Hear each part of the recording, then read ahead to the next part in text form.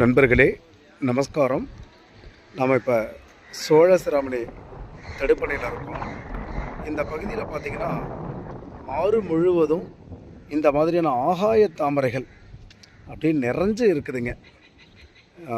இது நிறையா தண்ணியை மாசுபடுத்துது, இந்த மாதிரியான விஷயங்கள்லாம் சொல்கிறாங்க. இப்போ சமீபத்தில் ஒரு பொண்ணு ஆராய்ச்சி பண்ணி இந்த ஆகாய தாமரையிலேருந்து பேப்பர் தயாரிக்க முடியும் அப்படிங்கிறத காமிச்சிருக்காங்க.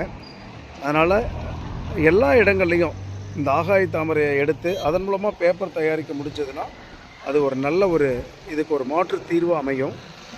ஏன்னா ஆற்று தண்ணியில் நிறையா இந்த ஆகாய தாமரை இருக்கிறதுனால அசுத்தம் ஏற்படுகிறது, கொசு பூச்சியெல்லாம் வருது அப்படிங்கிற மாதிரி சொல்கிறாங்க.